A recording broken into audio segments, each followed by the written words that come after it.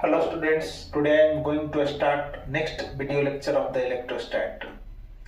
तो इस वीडियो को लाइक कर दीजिए और एक प्यारा सा कमेंट कर दीजिए। तो चलिए शुरू करते हैं। हम पिछले वीडियो लेक्चर में पढ़ रहे थे फोर्स और इससे रिलेटेड कंसेप्ट्स। अब हम पढ़ेंगे इलेक्ट्रिक फील्ड। अब इलेक्ट्रिक फील्ड है क्या?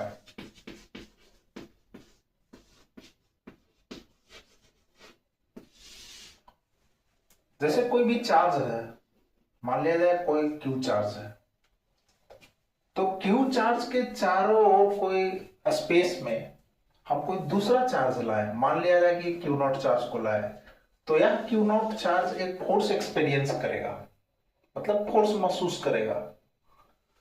तो इस चार्ज के चारों ओर का वह स्थान जहां तक दूसरा चार्ज लाने में एक फोर्स एक्सपीरियंस करे, तो उतने स्पेस को हम क्या कहते हैं? इलेक्ट्रिक फील्ड कहते हैं। तो इलेक्ट्रिक फील्ड एक स्पेस है, जगह है, जहां तक दूसरा चार्ज, किसी चार्ज के चारों ओर दूसरा चार्ज अगर लाए तो वह चार्ज फोर्स महसूस करे, फोर्स एक्सपीरियंस करे, तब वह स्पेस, मतलब चारों ओर है, थ्री डायमेंशनल, इधर इधर इधर चारों ओर। तो चारों ओर का स्पेस क्या कहलाएगा? Electric field. क्लियर है? तो the space around a charged particle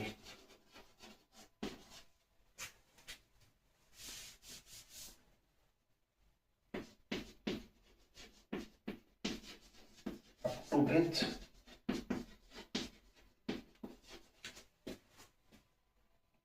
other charge experiences a force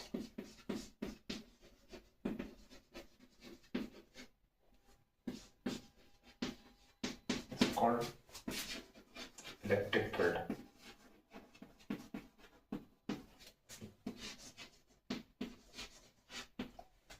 अब यह है इलेक्ट्रिक फील्ड, मतलब यह एक स्पेस है किसी चार्ज के चारों ओर, जहां तक दूसरा चार्ज है जो फोर्स एक्सपीरियंस करता है। चलिए, अब एक टर्म है इंटेंसिटी ऑफ इलेक्ट्रिक फील्ड।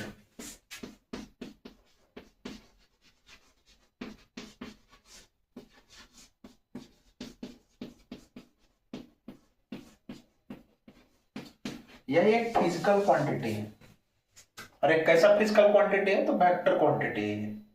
और इसको डिफाइन कैसे किया गया है? तो जब किसी भी, इसको नोट कर लीजिए, वीडियो पॉज करके अपना नोट करते जाइएगा।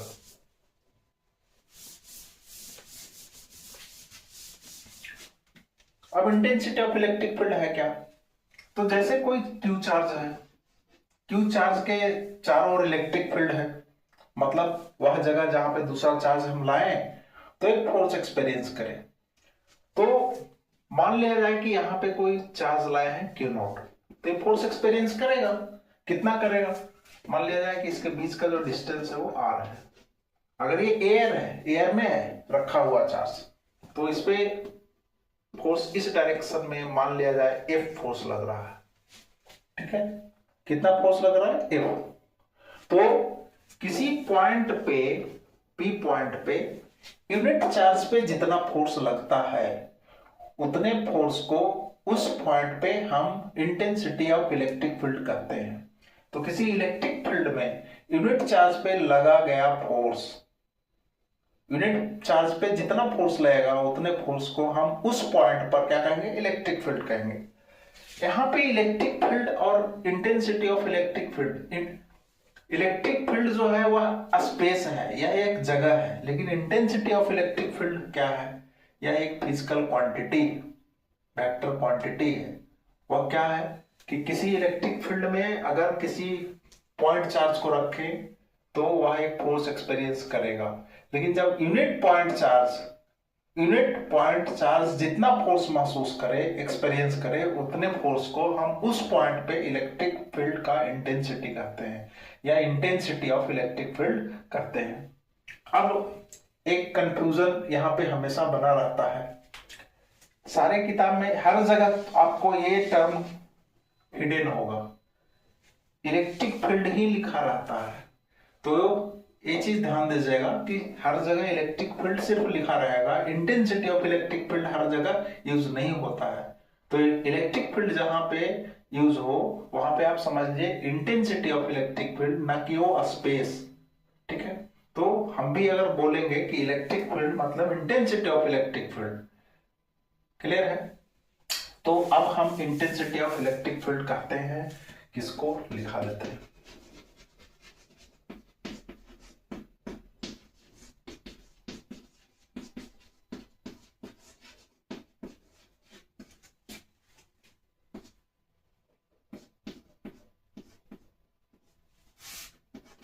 Force experienced by the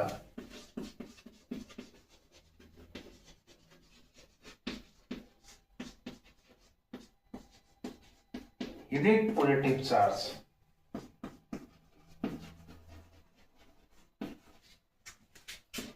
in an electric field is called intensity of electric field.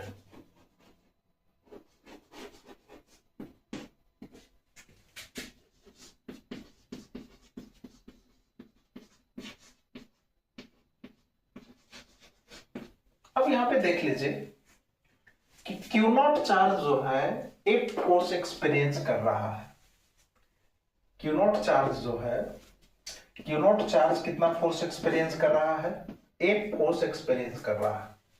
तो यूनिट चार्ज कितना एक्सपीरियंस करेगा जी, एफ बाई क्यू करेगा। और इसी को हम क्या कहते हैं, इंटेंसिटी ऑफ इलेक्ट्रिक फील्ड कहते हैं। और इंटेंसिटी ऑफ इलेक्ट्रिक फील्ड को ई से रिप्रेजेंट किया जाता है। तो E इज इक्वल टू कितना हो गया, एफ बाई यहाँ पे क्यू नॉट है ना, क्यू नॉट। तो ये हो गया आपका इंटेंसिटी ऑफ इलेक्ट्रिक फील्ड। अब इसका यूनिट क्या होगा, तो फोर्स का यूनिट क्या होता है, तो ये न्यूटन होता है। चार्ज का क्या होता है, कूलाम होता है। तो इसका जो यूनिट हो गया न्यूटन पर कूलाम हो गया। इसका डायमेंशन आसानी से कैलकुलेट कर सकते हैं, फोर्स का डायमेंशन डिवाइडेड बाई चार्ज का डायमेंशन। क्लियर है। अब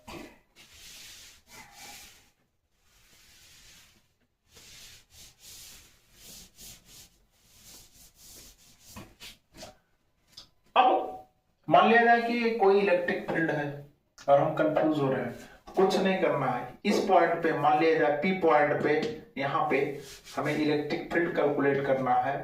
तो सिंपल वन यूनिट चार्ज को यहां पे रख दीजिए, एक चार्ज को, ठीक है। और जितना वह फोर्स एक्सपीरियंस करेगा उतना ही इलेक्ट्रिक फील्ड हो जाएगा। अब यहां पे मान लिया जाए कि हम इसको वेक्टर फॉर्म में लिखें, तो ई को हम कैसे लिखेंगे, एक बाई क्यू नॉट है तो मैग्नीट्यूड हो गया, और एक नीटा हम यूनिट वेक्टर दे दें किधर, इस डायरेक्शन में। ये मैग्नीट्यूड हो गया इनटू यूनिट वेक्टर इस डायरेक्शन में। ये हो गया आपका वेक्टर फॉर्म में। क्लियर है। अब यहां पे देख लीजिए कि ये दोनों के बीच का जो फोर्स है, अगर दोनों के बीच एयर है तो फोर्स कितना हो जाएगा, फोर्स का magnitude 1/4πε0 q naught by r square. ठीक है, ये दोनों के बीच का फोर्स कितना होगा। अब इलेक्ट्रिक फील्ड कितना हो जाएगा, E equal to F by q. तो यहां पे हो जाएगा 1/4πε0 q naught by r square. यहां पे क्यू नॉट चार्ज है तो डिवाइडेड बाई क्यू नॉट कर दीजिए, तो क्यू नॉट गया। अब ये हो गया आपका 1/4πε0 क्यू बाई आर स्क्वायर। ठीक है, तो इलेक्ट्रिक फील्ड इतना हो गया। तो किसी भी चार्ज Q से R डिस्टेंस पे जो इलेक्ट्रिक फील्ड होगा किसी पॉइंट पे, वह इतना होगा। ठीक है, इसका मीनिंग यह हुआ। अब इस पे हम कुछ प्रॉब्लम्स करते हैं तो और ज्यादा बेहतर क्लियर हो जाएगा।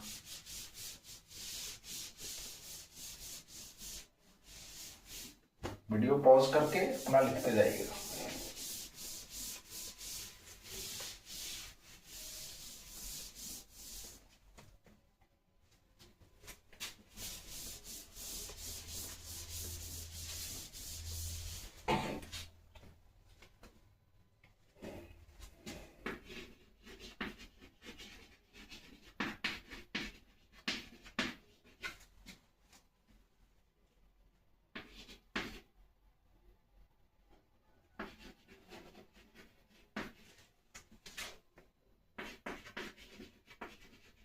Calculate force on 2 coulomb charge placed in electric field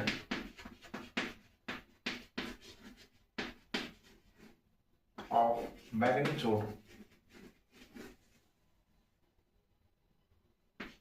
5 Newton पर कूलम। ये सिंपल क्वेश्चन है बस समझने के लिए कि यहां पे हमें E कितना होता है अभी पता है, F बाई क्यू नॉट। तो हमको निकालना क्या है, फोर्स। तो फोर्स हो जाएगा आपको क्यू नॉट ई, और क्यू नॉट कितना है 2 कूलम्ब है, और ई कितना है 5 न्यूटन पर कूलम्ब। तो ये फोर्स कितना हो जाएगा, इतना न्यूटन, इसका तो 10 न्यूटन। क्लियर है। चलिए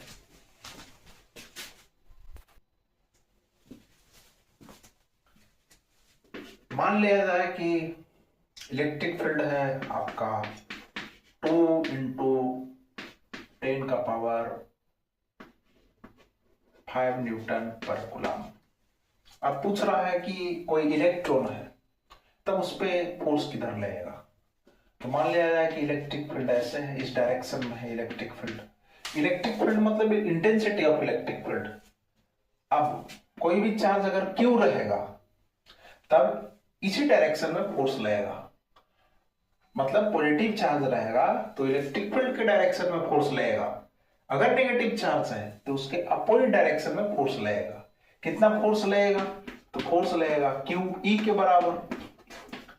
मान लिया जाए कि इलेक्ट्रॉन पे फोर्स पूछ रहा है, तो इलेक्ट्रॉन पे कितना चार्ज होता है, तो 1.6 इंटू 10 का पावर माइनस 19 कूलम्ब, और ई का वैल्यू दिया हुआ है 2 इंटू 10 का पावर 5, इतना न्यूटन हो जाएगा। लेकिन यहां इलेक्ट्रिक फील्ड, इलेक्ट्रॉन है, नेगेटिव चार्ज है, तो इलेक्ट्रिक फील्ड के अपोजिट डायरेक्शन में, जैसे देख लीजिए अगर हम वेक्टर फॉर्म में लिखें तो इसको हम ऐसे लिखेंगे, है ना। अब ये जो है मैग्नीट्यूड नेगेटिव है ये, तो जो फोर्स लगेगा यहाँ पे इलेक्ट्रिक फील्ड के अपोजिट डायरेक्शन में लगेगा। तो यहाँ जो इलेक्ट्रॉन है उस पे इधर फोर्स लगेगा, इस डायरेक्शन में। कितना लगेगा, तो दिस मच, इसको कैलकुलेट कर लीजिएगा। क्लियर है। चलिए नेक्स्ट कंसेप्ट,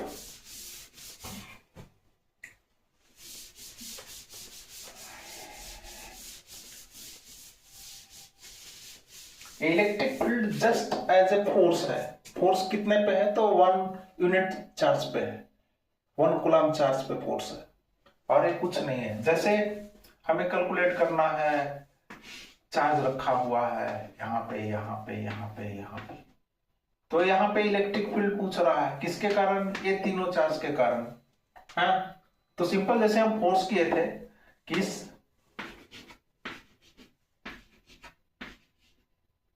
तो यहाँ पे इलेक्ट्रिक फील्ड पूछ रहा है। मान लिया जाए कि यहाँ पे यूनिट चार्ज रख दीजिए, नहीं समझ में आएगा, यूनिट चार्ज रख दीजिएगा। जहां पे इलेक्ट्रिक फील्ड पूछेगा वहां पे यूनिट चार्ज रख दीजिए, तो इसके कारण इस पे फोर्स लगेगा। इधर कर चुके हैं आप लोग, इसके कारण फोर्स लगेगा इधर, और इसके कारण फोर्स लगेगा इधर, और तीनों का वेक्टर सम जैसे आप किए हैं उसी प्रकार से मान लिया जाए कि ये ट्रायंगल पे रखा हुआ है वर्टेक्स पे, तो यहाँ पे पूछ रहा है, तो इसके कारण फोर्स इधर, इसके कारण फोर्स इधर। सिंपल यहाँ पे 1 कूलम्ब चार्ज रख दीजिएगा।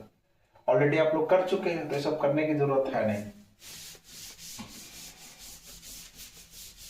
अब मान लिया जाए कि इलेक्ट्रिक फील्ड है, मान लिया इस डायरेक्शन में इलेक्ट्रिक फील्ड कुछ ई, और यहाँ कोई पॉइंट चार्ज रखा हुआ है इलेक्ट्रिक फील्ड में, इसका कुछ ना कुछ मास दिया हुआ है। कितना मास है, m दिया हुआ है, तो m मास पे इस पे कुछ ना कुछ फोर्स लगेगा नीचे की ओर, mg। ठीक है। अगर यह पॉजिटिव चार्ज है तब इस पे ऊपर की ओर एक और फोर्स लगेगा। कौन सा फोर्स, ये इलेक्ट्रिक फील्ड के कारण, इलेक्ट्रिक फील्ड में रखा हुआ है, कितने के बराबर फोर्स लगेगा, तो QE के बराबर फोर्स लगेगा। ठीक है, F इक्वल टू QE, है ना, ये इलेक्ट्रिक फील्ड है ऊपर की ओर। मान लिया जाए कि इसका एक्सेलरेशन पूछ रहा है, तो एक्सेलरेशन या तो डाउनवर्ड होगा या अपवर्ड होगा, यह निर्भर करता है कि कौन ज्यादा है, ये ज्यादा है या यह ज्यादा है। तो मोस्टली केसेस में इलेक्ट्रिक फोर्स जो है वह ज्यादा होता है, क्योंकि इलेक्ट्रिक फोर्स जो है यहाँ पे, या ऐसा भी हो सकता है ये ज्यादा मास होगा तो एक्सलेशन क्या होगा? तो एक्सलेशन होगा एफ नेट, ये दोनों में जो ज्यादा होगा उसको एक्सलेट करेगा। अगर ये ज्यादा है तो ऊपर की ओर एक्सलेट करेगा, ये ज्यादा है तो नीचे की ओर एक्सलेट करेगा। मतलब F net divided by mass M, ये हो जाएगा। एफ नेट मान लिया कि ये ऊपर की ओर एक्सलेट कर रहा है, तो हो जाएगा Q E minus M G by M. इस पे बहुत सारे क्वेश्चन हो सकते हैं, चलिए नोट कीजिए।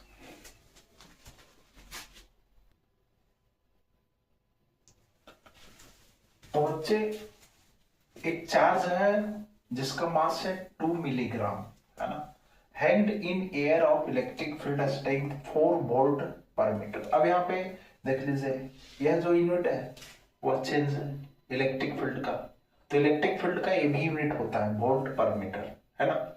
अब इसको हम जब हम पढ़ेंगे वोल्ट, तब हम उस समय पोटेंशियल या पोटेंशियल डिफरेंस पढ़ाएंगे, तब ये यूनिट को यूज करेंगे। तो अब ये जान लीजिए कि इसका एक यूनिट एम होता है। Directed upward in equilibrium, calculate charge.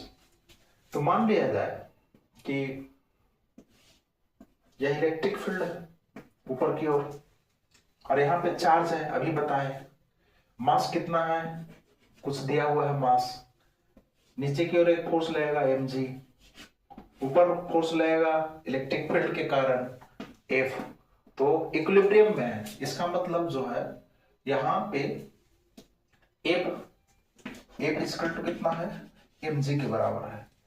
तो यहाँ पे ये चीज है, क्योंकि ये इक्विलिब्रियम में है तो नेट फोर्स जीरो है, नेट फोर्स जीरो है तो ऐसे कर सकते हैं F minus M G equal to zero. तो ये कितना आ गया, F equal to M G. हमें निकालना क्या है, और एफ होगा आपका कितना, q E equal to M G, that imply हमको क्यू निकालना है, q equal to M G by E, ये हो जाएगा। तो मास है आपका 2 मिलीग्राम, ठीक है। अब मास है 2 मिलीग्राम, इसको केजी में बदलना होगा, तो ये हो जाएगा 2 का पावर 10 का पावर माइनस 6 केजी, ठीक है। अब मिलीग्राम को हम केजी में बदलेंगे तो 10 का पावर माइनस 6 से मल्टीप्लाई करना होगा। अब क्यू पूछ रहा है, तो Q equal to M G, 2 into 10 का power minus 6 into 10 by E है आपका 5, तो ये आपका आ गया 20 बाई 4 है जी, इलेक्ट्रिक फील्ड 4 है, तो 20 बाई 4 कितना आ जाएगा आपका 5 इंटू 10 का power minus 6 coulomb. This much note कीजिए।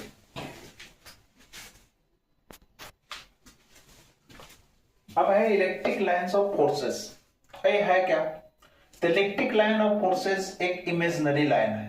कैसा लाइन है, इमेजिनरी लाइन है। वह यह बताता है कि किसी पार्टिकुलर पॉइंट पे फोर्स किधर लगेगा।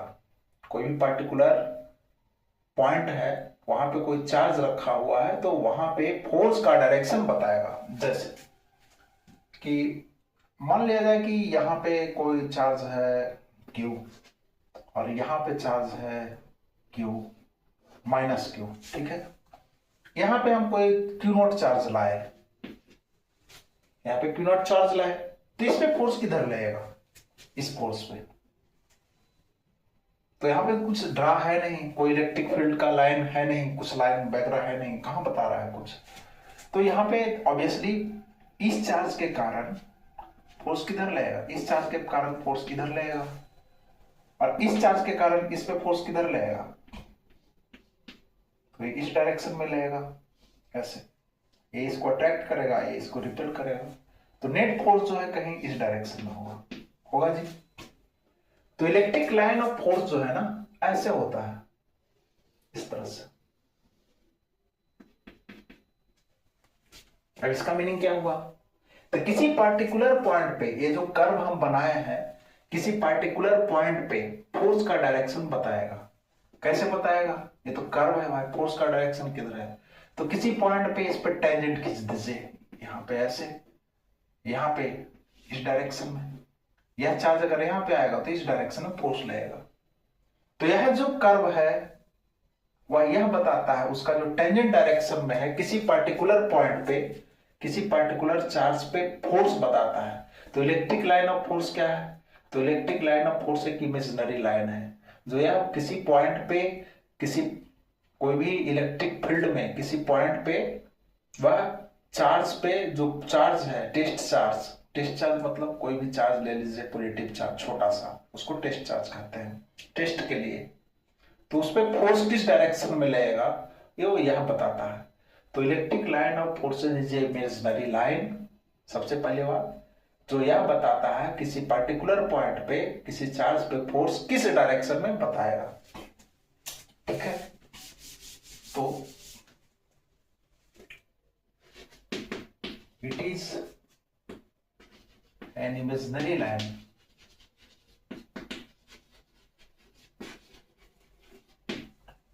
which show the direction of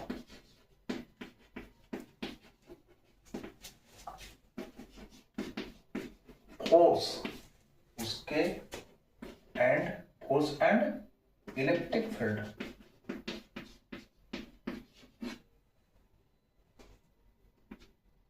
at any particular point। तो किसी भी पर्टिकुलर पॉइंट पे कोई चार्ज रखा है तो उस पर फोर्स यह बताएगा डायरेक्शन और मतलब कि इलेक्ट्रिक फील्ड का डायरेक्शन बताएगा।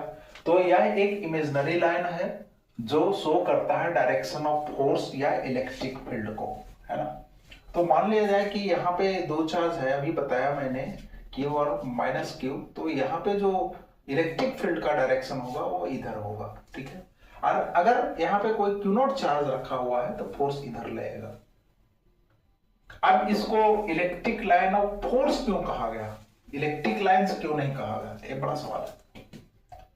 तो दोनों चीज है, यह लाइन है और यह लाइन दोनों चीज बताता है, इलेक्ट्रिक फील्ड को भी बताता है और फोर्स के डायरेक्शन को भी बताता है।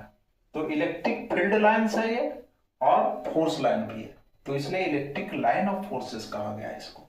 क्लियर है? चलिए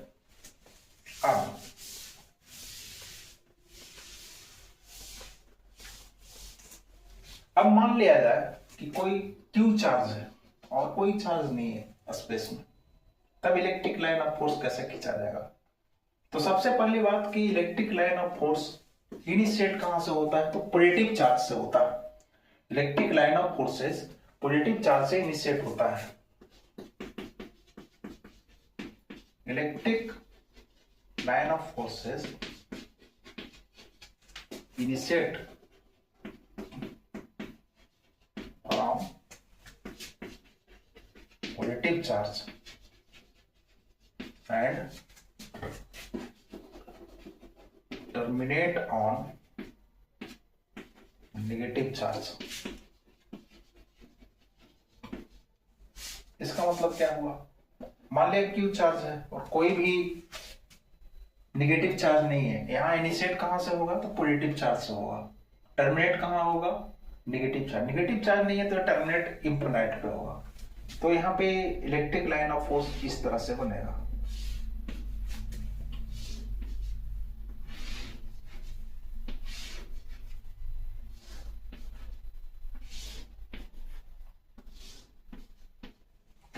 जब पॉजिटिव चार्ज है तो, और अगर स्पेस में कुछ नहीं है सिर्फ नेगेटिव चार्ज है तब इस तरह से होगा, टर्मिनेट करेगा कहां पे, इंफिनिट से आता हुआ नजर आएगा, ये नेगेटिव चार्ज है।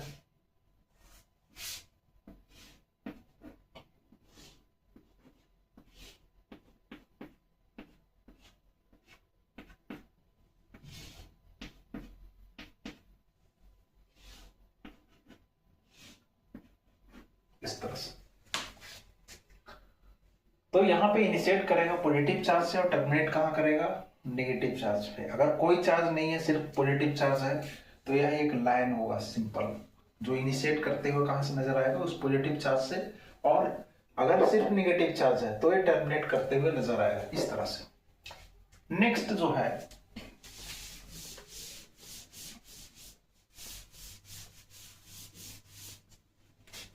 कि अगर एक पॉजिटिव है और दूसरा निगेटिव है,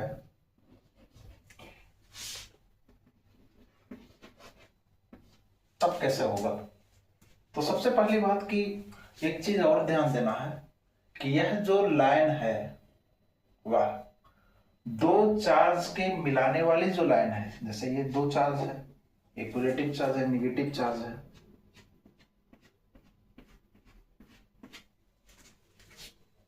उसका सिमेट्रिकल होता है।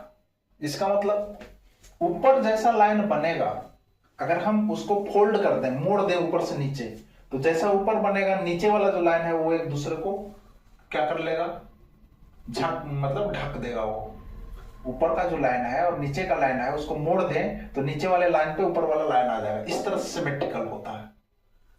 तो देख लीजिए ये ऐसे है तो नीचे भी एकदम जस्ट मिरर इफेक्ट ऐसे आएगा, ऐसे बनेगा।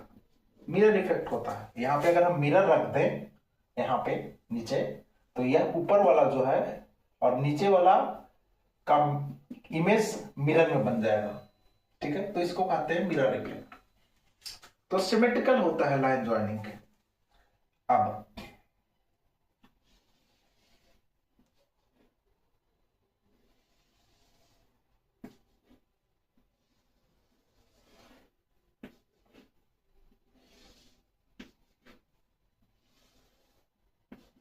यहाँ पे ध्यान क्या रखा गया है, इनिशिएट हो रहा है पॉजिटिव चार्ज से और टर्मिनेट कहां पे होते हुए नजर आएगा, निगेटिव चार्ज पे।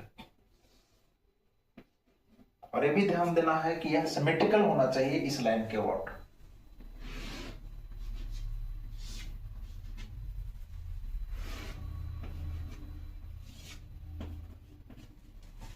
क्लियर है? तो यहां पे ये कंसेप्ट है। नेक्स्ट है आपका, तो इसको हम लिखा भी देते हैं,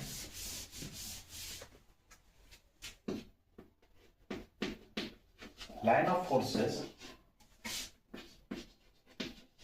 is symmetrical about line joining two charges। ठीक है। नेक्स्ट एक टर्म है, जैसे मान लिया जाए कि दोनों अगर इक्वल चार्ज, दोनों चार्ज जो है अगर इक्वल है, तब जितना लाइन यहां से निकला है उतना ही लाइन यहां पे टर्मिनेट होगा। जितना इनिशिएट यहां से हो रहा है उतना ही नंबर ऑफ लाइन यहां पे टर्मिनेट होगा। अगर दोनों का जो मैग्नीट्यूड है वो डिफर कर रहा है, तब ये दोनों के जो लाइंस हैं उसमें डिफर हो जाएगा। तो यह निर्भर करता है कि चार्ज का मैग्नीट्यूड कितना है। तो number of line of charges is directly proportional to magnitude of charge। जितना ज्यादा मैग्नीट्यूड होगा उतना ही ज्यादा वहां से लाइन निकलेगा। मान लिया जाए कि ये 10 कूलम है और ये है 5 कूलम। यहां से हम दिखा रहे हैं कि ये यहां से निकल रहा है आपका 10 लाइंस। चलिए इसको हम कर देते हैं 8 लाइंस। तो यहां पे टर्मिनेट कितना हो जाएगा, 4 लाइंस। ठीक है, सीधा आधा। क्यों? क्योंकि इसका मैग्नीट्यूड और ये मैग्नीट्यूड ये जो है आधा है, इसका हाफ है। तो यहां पे जितना निकल रहा है उससे ये हाफ यहां पे टर्मिनेट करेगा। क्लियर है? तो number of line is directly proportional to magnitude of charges. Number of lines is directly proportional to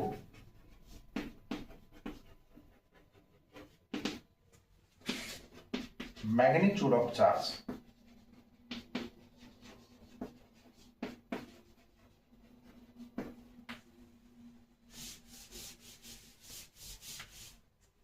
अब मान लिया जाए कि ये पॉजिटिव चार्ज है Q, यह निगेटिव चार्ज Q है।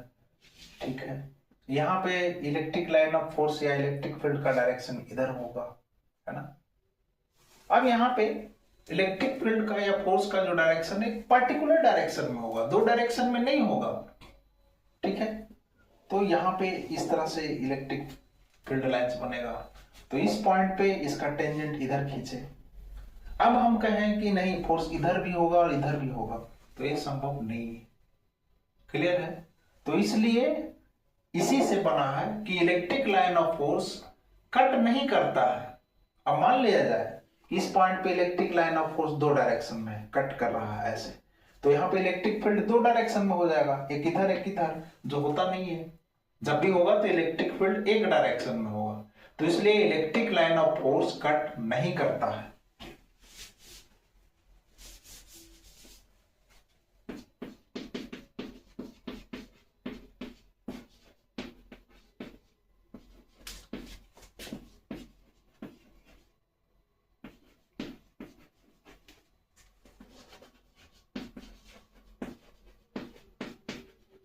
Electric line of force never cut each other.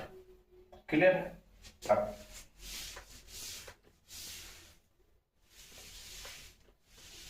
Video को पॉज करके लिखते जाइएगा। अब यहां पे इलेक्ट्रिक लाइन ऑफ फोर्स मान लिया कि यह कोई चार्ज जो है डिस्ट्रीब्यूशन है किसी सरफेस पे, या लिनियर चार्ज डिस्ट्रीब्यूशन हो सकता है, सरफेस चार्ज डिस्ट्रीब्यूशन हो सकता है, या वॉल्यूम चार्ज डिस्ट्रीब्यूशन हो सकता है।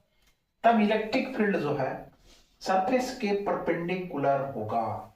Electric line of force surface के परपेंडिकुलर होगा। क्लियर है? इस तरह से एज के नजदीक ये इस तरह से होगा, परपेंडिकुलर नहीं होगा। और इसी को हम कहते हैं एज इफेक्ट। सॉरी, इसका डायरेक्शन इधर होगा। इसी को क्या कहते हैं? Edge effect. तो line of forces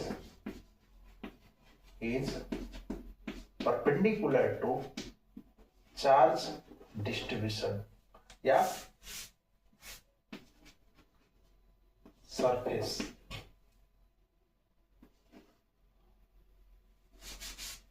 of charge। Charge surface लिखे ना।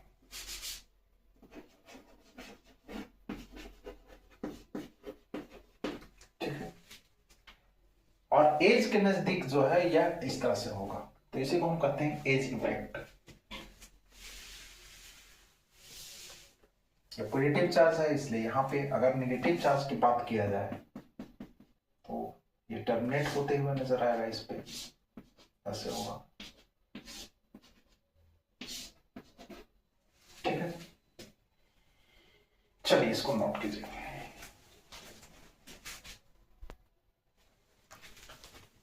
अब यहाँ पे इलेक्ट्रिक लाइन ऑफ फोर्स जो है वह क्लोज लूप नहीं बनाता है। अगर इस तरह की हम बात करें तो ऐसा नहीं होता है। अब क्यों नहीं होता है? तो यह इनिशिएट करता है पॉजिटिव चार्ज से, टर्मिनेट करता है किस पे? नेगेटिव चार्ज पे। और ऐसे क्लोज लूप बना रहे हैं तो ऐसा नहीं होगा। ठीक है, तो electric line of force never make a close loop.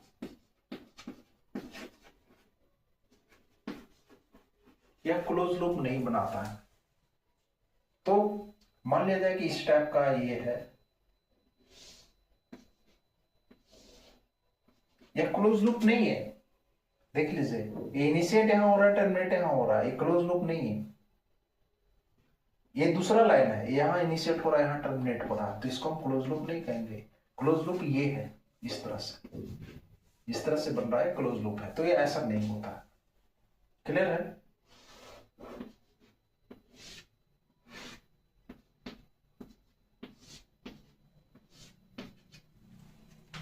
तो ये क्लोज लूप नहीं है, ये क्लोज लूप है, तो इसको ध्यान दीजिएगा। मान लिया जाए कि इस तरह से बना हुआ ये है, इस तरह से। अब इसमें कुछ लगा दे कि यहां पे ऐसे करते है ना, यहां पे ऐसे करते, या इसका डायरेक्शन चेंज कर दे। ये नेगेटिव चार्ज है, ये पॉजिटिव चार्ज है, इस तरह से रहे। कहे कि ये संभव है या नहीं है, तो संभव नहीं है, क्योंकि इनिशिएट कर रहा है निगेटिव चार्ज से और टर्मिनेट कर रहा है कहाँ, पॉजिटिव चार्ज पे, तो ये संभव नहीं है। इस तरह का फिगर है, मतलब क्लोज लूप बना रहा है, तब भी संभव नहीं है। तो और भी केसेस हो सकते हैं। चलिए अब मान लिया जाए कि दोनों निगेटिव चार्ज है, जैसे ये पॉजिटिव चार्ज है, ये भी पॉजिटिव चार्ज है, तो इलेक्ट्रिक फील्ड लाइंस कैसे बनेगा, तो यहां पे दोनों पॉजिटिव चार्ज है तो फील्ड लाइन ऐसे बनेगा, इस तरह से।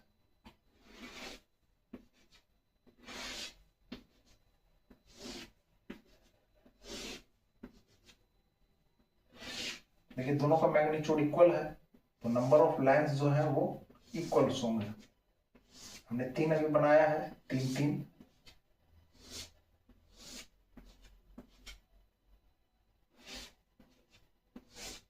पांच पांच बनाना होगा, ठीक है। अगर दोनों निगेटिव चार्ज है तब कैसे बनेगा,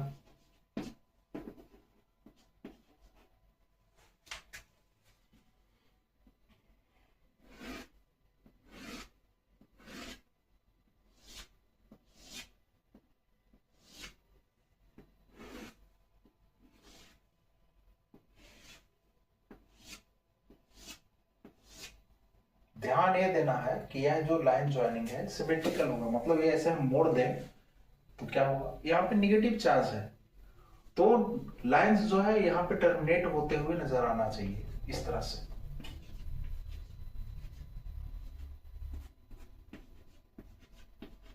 ठीक है, तो ये दोनों पॉजिटिव चार्ज है, ये दोनों निगेटिव चार्ज है।